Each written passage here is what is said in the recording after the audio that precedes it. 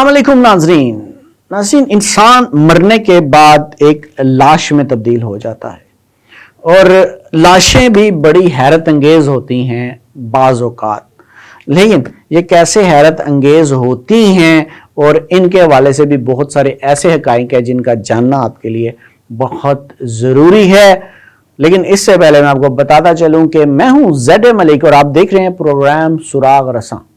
नाजरीन, medical, doctors, साइंसदानों और अक्ल रखने वालों का इत्तफाक है कि जिस्म इंसानी जो है सदियों और सालों तक बगैर केमिकल इस्तेमाल किए ज़मीन में महफूज नहीं रह सकता। इस तरह तमाम इंसानों का इत्तफाक है कि जानवरों का जिस्म भी बगैर किसी केमिकल इस्तेमाल किए ज़मीन में सदियों और सालों महफूज नहीं रह सकता। मुसलमान इस बात पर पुख्ता यकीन रखते हैं कि अंबिया, पैगंबर और औलिया इकराम के जिस्म जो हैं कब्र में बिल्कुल महफूज रहते हैं। लेकिन क्या दूसरे मज़ाहिब के लोगों के जिस्म महफूज नहीं रह सकते? बरतानिया, आयरलैंड, डेनमार्क, हॉलैंड, शुमाली जर्मनी और जनूबी स्वीडन के दिलदली इलाकों से सैकड़ों की तादाद में मदफून अजसाम दरियाफ्त हुए जो बिल्कुल महफूज हैं, उनके जिस्मों को कोई नुकसान नहीं पहुंचा। इसमें से जो पहला इंसानी जिस्म दरियाफ्त हुआ वो पत्थर के ज़माने का। ये सब दलदली इलाकों से मिले और इन्हें बोग बॉडीज का नाम दिया गया है। फ्रांस में एक खातून लोइस डी कोइंगो नामी का 350 साल पुराना जिस्म मिला है। उसके बाल, जिल्द और दिमाग सब महफूज है। ये खातून 1650 में 60 साल की उम्र में मरी। 1272 में एक इंतहाई नेक ईसाई खातून सेंट जीटा का इंतकाल हुआ। उसके बारे में मशहूर था कि उसने सारी जिंदगी लोगों की मदद की, लोग उन्हें वक्त का वली कहते थे।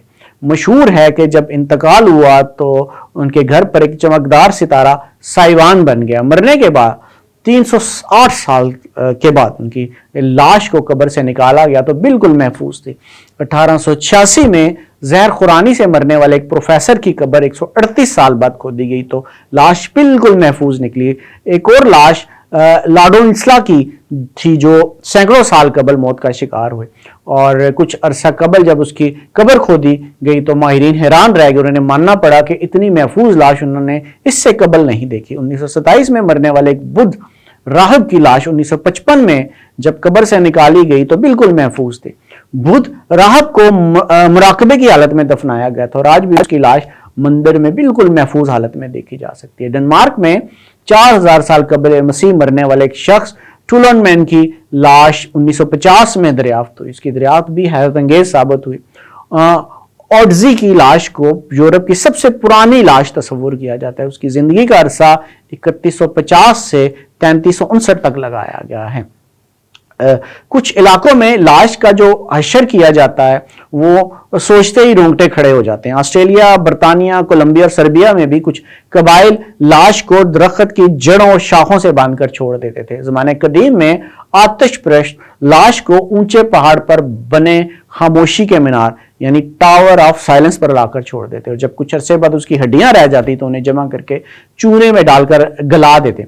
उनका मानना था कि इस तरह मरने वाले ने जिस जिस चीज को छूकर गंदा किया होता है वो इस अमल से पाक हो जाती है। अमेरिका में आमतौर पर यह तरीका इख्तियार किया जाता है कि जिसमें लाश को एक स्टील की मशीन में रखकर उसे खास दर्जे पर चलाया जाता है जिससे जिस्म माया में तब्दील हो जाता है जबकि हड्डियां महफूज रहती हैं। ताहम उसे हाथों से राख में तब्दील किया जा सकता है। उस राख को मुतल्लिका रिश्तेदार के हवाले कर दिया जाता है जो उसे पानी में बहा देता है। 20वीं सदी में शुरू होने वाले इस तरीके में मरने वाले की ख्वाहिश के मुताबिक उसके जिस्म के जलाए हुए अज्जा को खलाई कैप्सूल में रखकर रॉकेट की मदद से फजा में फायर कर दिया जाता है। इस तरीके से अब तक 150 अफराद को आखिरी रसूमात अदा की गई हैं। हजारों साल के राज इस रस्म में तिब्बत के रहने वाले बुद्ध भिक्षु अपनी मुर्दे की लाशों को टुकड़ों में तकसीम करके परिंदों के सामने डाल देते हैं जबकि अब भी 80% बुद्ध भिक्षु यही तरीका इख्तियार करते हैं। कहते हैं जमीन में लाशें दफनाने का सिलसिला दुनिया के सबसे पहले कत्ल से हुआ था जब काबिल ने हाबिल को मार डाला था और उसे लाश को ठिकाने लगाने का तरीका मालूम नहीं था। अल्लाह ने एक कौवा भेजा जिसने जमीन कुरेदना शुरू की। काबिल ने गड़ा खोद कर भाई की लाश दबा दी क्योंकि उसने कौवे को ऐसे करते देख लिया था। सबसे बेहतरीन रास्ता वही है जो हमें अल्लाह ने बताया। नाजरीन, हनूत करके लाश को हजारों साल तक महफूज रखा जा सकता है जैसे मिस्र में फिरौनों की लाशों को महफूज किया जाता था। लेकिन آپ اللہ کی قدرت دیکھیں، وہ خود کیسے جسے چاہتے ہیں محفوظ کر دیتے ہیں، بے شک وہ رب العالمین ہیں۔ بہت شکریہ۔